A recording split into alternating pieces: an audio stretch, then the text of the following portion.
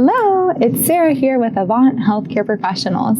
I've worked with Avant for quite some time now, and in that period, I've had the chance to speak with amazing nurses from all over the world. Many of those are now here in the USA, living their American dream, and their very first step towards accomplishing that was applying online.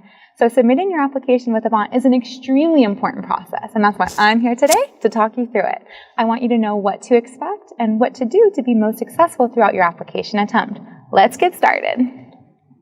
So here we are on the Avant Healthcare website. That's avanthealthcare.com. And once you're here, you want to click on Apply Now.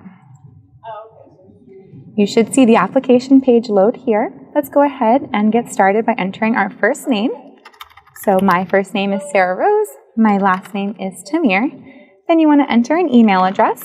Make sure the email address you enter is valid. A lot of the communication that happens between you and Avant will occur online. So you want to double check before you leave that field to make sure the email address you've entered is valid when you'll have access to.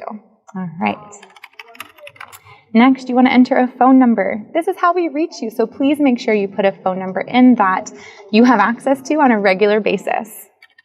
I'm just going to enter some random information, so when you're doing it, please don't do that. Please enter a valid, accurate information.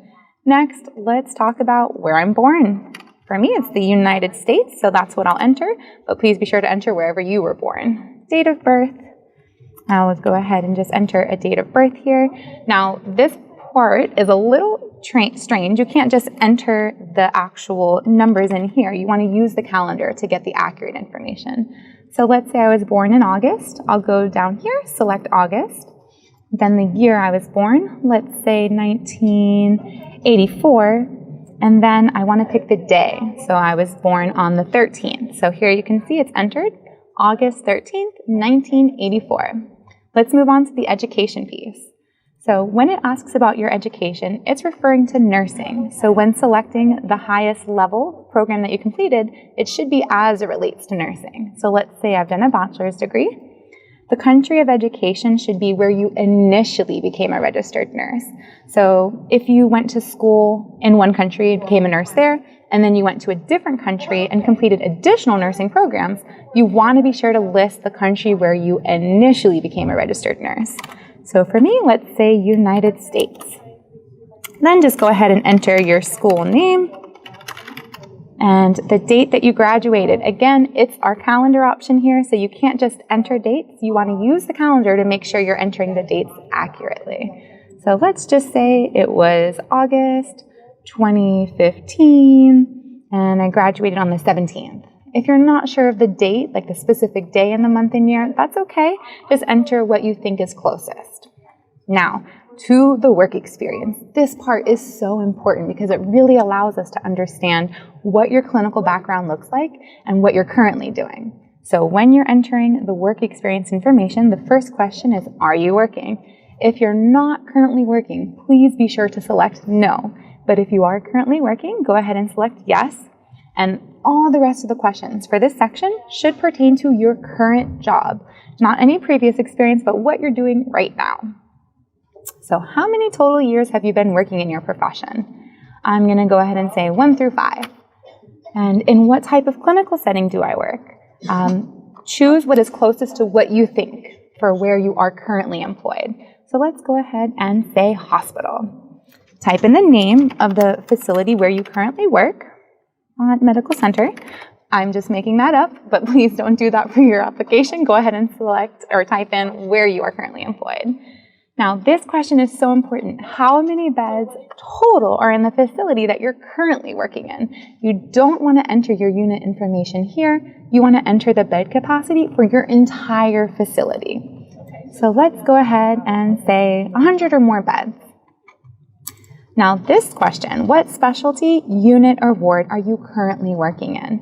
You may be working in a ward that you've only been in for 6 months, and then you have 10 years of experience in the past for a different unit. Even though the bulk of your experience was in a different unit, you want to make sure to put on the application where you are currently assigned. So let's go ahead and just say medical surgical. Now we want to know how many beds are assigned or in the unit that you're currently assigned. So let's say there's 25 beds on the medical surgical unit that I'm working in. Then just go ahead and enter the date you started working at your facility. Again, it's the calendar, so you can't just type dates in. You have to pick the month, you have to pick the year, and then pick the day that you started there. What is the title of your current position? We don't just want you to type in registered nurse. If you're a registered nurse, if you have a different title. We know you're a registered nurse if you're applying as an RN, but we want to know what you're currently employed as. What is your designation or official role there? Are you a clinical nurse? Are you a charge nurse? Are you a nursing supervisor? Whatever your title is, please be sure to enter it here. So let's say I am a staff nurse 2. What type of facility do you work in? Primary, secondary, tertiary. Primary could be like a community health center, a primary level basic, services offered. Secondary could be a hospital that has basic medical, surgical, ER, maternity. A tertiary hospital is a larger facility that's a bit more advanced in terms of the services offered.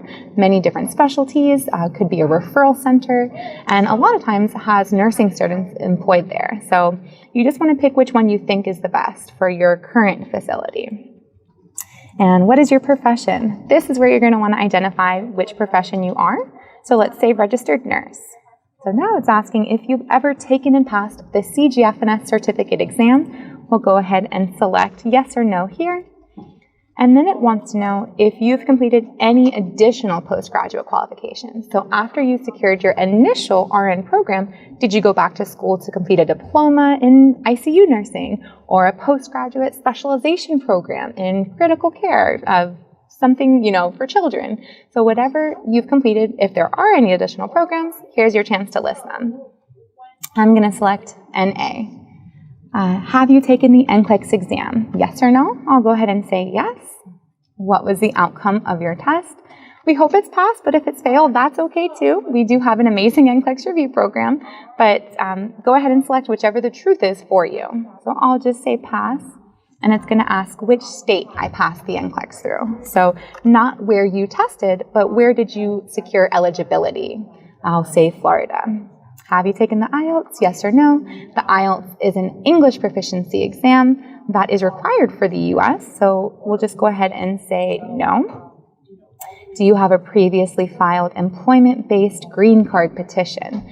So this part, if you've ever been sponsored by another U.S. employer, a different agency, and they filed a green card petition for you, whether it was approved, denied, you want to go ahead and select the option here. So I will say no. And what country do you currently live in? Not where you're born, but where you currently reside. Let's say the United States. All right, now this part is extremely important. We're going to give you the option, or we're going to request rather, that you submit a resume. And this is so important because we get some information about your experience on the application, but the resumes really learn about you. All of the different schooling programs you've completed, all the different work history you have, any important personal details you choose to include on your resume. So please be sure when submitting a resume that you submit an actual resume that contains your work history, your educational history, and any important information. So let's go ahead and submit a resume, but let's first talk about what to include on a resume, because this part's very important. So this is a made-up resume. I am not actually a registered nurse. I wish I was, but this is just a made-up resume for demonstration purposes. You want to be sure to include your full name, your profession, the address that you live at, the mobile number or whatever contact number is best for us to reach you, and a valid email address that you have regular access to.